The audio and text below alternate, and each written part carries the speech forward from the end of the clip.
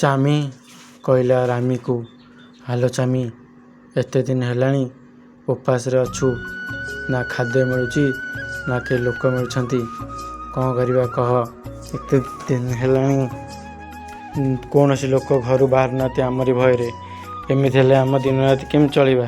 ଭୋକ ଉପାସରେ ଆମେ ରହିବା ନା ନାହିଁ? କିଛି କର, ବଡ଼ ଘଣ୍ଟା ହେଇଛୁ, ତୁ ଯଦି ବୁଝିବୁନି ଆଉ କିଏ ବୁଝିବ? କାଲି ଯା ଦେଖିଲି ଦୁଇଟା ଲୋକ ଯାଉଥିଲେ, ତାଙ୍କୁ ଯେତେବେଳେ ଗଲି ଧରିବା ପାଇଁ ସେମାନେ ଠାକୁରଙ୍କ ଫଟୋ ଦେଖେଇଦେଲେ। ଠାକୁରଙ୍କ ଫଟୋ ଭିତରୁ ଗୋଟେ କିରଣ ବାହାରିଲା, ମୁଁ ଦୌଡ଼ିକି ପଳେଇ ଆସିଲି। ଏମିତି ହେଲେ କେମିତି ଚଳିବ? କିଛି ତ କର, ନହେଲେ ଆମେ ଭୋକରେ ରହିବା। ତୁ କିଛି ଚକ୍ରାନ୍ତ ଏମିତି କର ଯେମିତିକି ଲୋକମାନେ ଛାଁକୁ ଆମ କତିକି ଆସିବେ। କାହାକୁ ଶିକାର ବନେଇବା ବୋଲି ଭାବେ, କେଉଁଠି ଶିକାରକୁ ଧର ଆଉ ତାଙ୍କୁ ପଚାରେ, ସେ ଲୋକଙ୍କୁ ଯେମିତି ଫୁସିଲେ ଫାସିକି ଆମ କତିକି ଆଣିବେ ଆଉ ଆମେ ତାଙ୍କୁ ଶିକାର କରିପାରିବା। ନହେଲେ ଆମ ଶକ୍ତି ବି ଦିନକୁ ଦିନ କମି କମି ଯାଉଛି।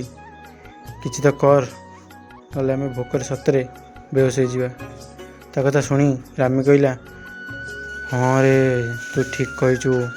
ମୁଁ ବି ଦେଖିପାରୁଛି ଆମ ଶକ୍ତି ଦିନକୁ ଦିନ କମି କମି ଗଲାଣି। ମୁଁ ଆଗେ ଲୋକମାନଙ୍କୁ ମୋର ମ୍ୟାଜିକ୍ରେ ବା ମୋ ଯାଦୁରେ ନିଜ କାମ କରୁଥିଲି, କିନ୍ତୁ ଏବେ ମୋ ଯାଦୁ ସରି ଗଲାଣି। କାରଣ ଲୋକମାନେ ଜାଣିଗଲେଣି ଯେ ଆମର ଶକ୍ତି କମି କମି ଗଲାଣି। ତେଣୁ ଆମଠାରୁ ଆଉ ଭୟ ବି ମଧ୍ୟ କରୁନାହାନ୍ତି। କିଛି କରିବାକୁ ପଡ଼ିବ, ନହେଲେ ନାହିଁ ଆଉ ଲୋକଙ୍କ ଭିତରୁ ଆମର ଭୟ ଚାଲିଯିବ। ଲୋକମାନେ ଭଗବାନଙ୍କ ଉପରେ ଭରସା ରଖିଛନ୍ତି, ଭଗବାନ ହିଁ ତାଙ୍କ ସାହାଯ୍ୟ କରୁଛନ୍ତି।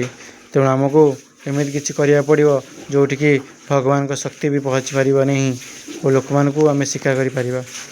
ଦି ଭଉଣୀ କଥା ହେଉଥିଲେ ଓ ଭାବୁଥିଲେ କେମିତି ଲୋକଙ୍କୁ ଶିକାର କରିବା ପାଇଁ। ସେ ଦୁଇ ଜଣ ଏ ଗାଁରେ ବହୁତ ବର୍ଷ ହେଲାଣି ରହୁଥିଲେ। ଏ ଦୁଇ ଜଣ ଅସୁରୁଣୀ ଥିଲେ। ତ ଦିନେ ଏଇଠୁ ସିନ୍ ଗଲା, ଆଉ ଗୋଟେ ସିନ୍ ହେଲା ରାମୁ ଆଉ ଗୋପାଳ। ରାମୁ ଆଉ ତା ସ୍ତ୍ରୀ ଚମ୍ପି ସହିତ। ରାମୁ କହିଲା ଚମ୍ପିକି, ଚମ୍ପି ଦେଖୁଛୁ ତ ଗାଁରେ କେଉଁ ଭଳିଆ ଲୋକ ଭୋକ ଉପାସରେ ନଉଟ ପଉଟ ହେଉଛନ୍ତି। ଆଜି ନାହିଁ ଖାଇବାକୁ ଅଛି, ନାହିଁ ପିଇବାକୁ, ଲୋକମାନେ ଖାଦ୍ୟ ହିଁ ପାଉନାହାନ୍ତି। ଆଉ ସାଙ୍ଗରେ ସେ ଦୁଇଟା ଅସୁରୁଣୀ ଅଛନ୍ତି, ସେମାନେ ବି ତାଙ୍କର କ'ଣ କରୁଛନ୍ତି, ତାଙ୍କର ଅତ୍ୟାଚାର କରି ଚାଲିଛନ୍ତି। ଏମିତି ହେଲେ ଆମେ କେମିତି ରହିବା? ତୁ ଟିକେ କହ, ତୁ ମୋର ସ୍ତ୍ରୀ, ଜୀବନସାଥୀ, ତୁ ଯଦି ମୋତେ କହିବୁନୁ ତ କିଏ କହିବ? ମୋତେ କିଛି ଉପାୟ ଦେ, ଯେମିତି ଆମେ ଏ ସଂସାରକୁ ଆଗକୁ ନେବା। ଗାଁରେ ନା ଜମି ବାଡ଼ି ଯେଉଁ ସବୁ ଅଛି ସେଥିରେ ଫସଲ ବି ହେଉନି, କାରଣ ପାଣି ଶୁଖିଗଲାଣି, ଗାଡ଼ିଆରେ ପାଣି ନାହିଁ, ନା ଫସଲ ଠିକ୍ସେ ହେଉଛି, ଲୋକମାନେ ଖାଦ୍ୟ ପାଉନାହାନ୍ତି, ଲୋକମାନେ ହାହାକାରରେ ଛଟପଟ ହେଉଛନ୍ତି। କେଉଁ ଭଗବାନଙ୍କୁ ଆମେ ଡାକିଲେ ଭଗବାନ ଆମ ଶୁଣିବ? ରାମ, କୃଷ୍ଣ ନା କେଉଁ ଭଗବାନ? ତୁ ଯଦି ଯେଉଁ ଭଗବାନଙ୍କୁ କହିବୁ ମୁଁ ସେଇ ଭଗବାନଙ୍କୁ ଡାକିବି। ମୁଁ ଶୋଇପଡ଼ିବି। ଆରେ ଶୁଅନା, କାନ୍ଦନା, ଦୌଡ଼ନା, ତମ କଥା ଶୁଣ। ଭଗବାନ ନିଶ୍ଚୟ ସେବା କରିବେ ଆମର। ତମେ ଅପେକ୍ଷା କର, ଭଗବାନଙ୍କୁ ଚାହିଁଥାଅ। ଭଗବାନ ତମ ଦୁଃଖ କଷ୍ଟ ଦେଖୁଛନ୍ତି, ଆମ ଦୁଃଖ କଷ୍ଟ ଦେଖୁଛନ୍ତି। ମୋର ଏତିକି ବିଶ୍ୱାସ, ଦିନେ ନା ଦିନେ ଆମ ସାହାଯ୍ୟ କରିବେ। ଏତିକି କହିକି ସ୍ୱାମୀ ସ୍ତ୍ରୀ କଥାବାର୍ତ୍ତା ହେଉଥିଲେ। ପୁଣି ଅସୁରୁଣୀ ଆସି କହିଲେ, ସେ ଦୁଇ ଜଣ ଅସୁରୁଣୀ ଭାବୁଥିଲେ ଯେ କାହାକୁ ଶିକାର କରିବା।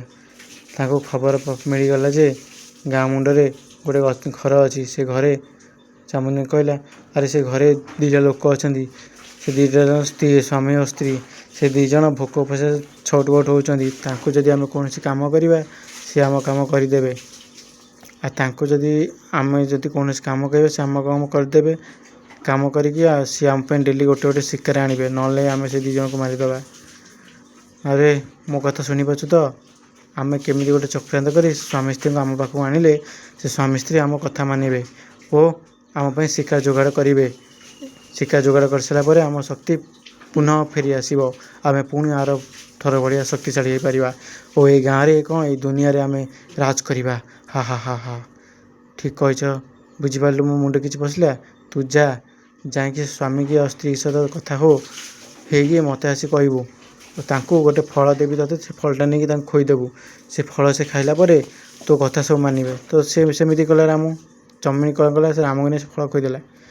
ସେ ଦୁଇ ଜଣ ଆସିଲେ ଅନ୍ଧାର ରାତିରେ ରାମୁ ଘରକୁ। ଆରେ ରାମୁ, ମୋତେ ଜାଣିପାରୁଛୁ ତ? ମୁଁ ସେଇ ଅସୁରୁଣୀ କହୁଛି, ଯିଏ ତୁମ ଗାଁରେ ଆଜିକି ପ୍ରାୟ 500 ବର୍ଷ ହେଲାଣି ଅଛି। ତମର ଅସୁବିଧା ନା ତମେ ଖାଦ୍ୟ ପାଉନ, ଆମର ଅସୁବିଧା ଆମେ ଖାଦ୍ୟ ପାଉନୁ। ଯଦି ତୁ ପ୍ରତ୍ୟେକ ଦିନ ତମ ଗାଁରୁ ଠେକୁଆ, ମେଣ୍ଢା, ଛେଳି, ଗଧ, ଗାଈ ଗୋରୁ ଯାହା ଆଣିକି ଆମକୁ ଦେବୁ, ତାହେଲେ ଆମେ ତୁମର ଯେଉଁ ସବୁ ଖାଦ୍ୟ ଦରକାର ଆମ ଶକ୍ତି ବଳିଲେ ତୁମକୁ ସେ ଖାଦ୍ୟ ଆମେ ଦେଇପାରିବୁ। ତୁମେ ଆମକୁ ସାହାଯ୍ୟ କର, ଆମେ ତୁମକୁ ସାହାଯ୍ୟ କରିବୁ। ଯଦି ନା ଆମେ ତୁମ ରାମ କହିଲା ନା ତୁ ଗୋଟେ ଅସୁରୁଣୀ, ତୁ ଆମ ଗାଁରେ ଗାଈ ଗୋରୁକୁ ମାରିବାକୁ ଚାହୁଁଛୁ? ନା, ମୁଁ ତୁମ ସାହାଯ୍ୟ କରିବି ନାହିଁ। ଭଲେ ହିଁ ଆମେ ଉପାସରେ ରହିବୁ, କିନ୍ତୁ ତୁମ ଭଳି ଦୁଷ୍ଟ ଶକ୍ତିମାନଙ୍କର ସେବା ଆମେ କେବେ ବି କରିବୁନୁ। ଆମ ଭଗବାନ ଅଛି ଆମ ସାଙ୍ଗରେ, ଆମ ଭଗବାନ ଆମ ସାହାଯ୍ୟ କରିବ। ତେଣୁ ତୁମେ ମୋତେ ଚିହ୍ନିନା, ମୁଁ ଏବେ କହୁଛି ତୁମେ ପଳାଅ ଏଠୁ, ନହେଲେ ଗାଁର ସବୁ ଲୋକଙ୍କୁ ଡାକିକି ତୁମକୁ ଏ ଗାଁରୁ ବିଦା କରିଦେବୁ। ଚିହ୍ନି ପାଇଲ? ଭଗବାନ ଆସିବେ ଓ ଆମ ସାହାଯ୍ୟ କରିବେ। ଆଉ ବେଶୀ ମୁଣ୍ଡ ଆମର ଖରାପ କରନା।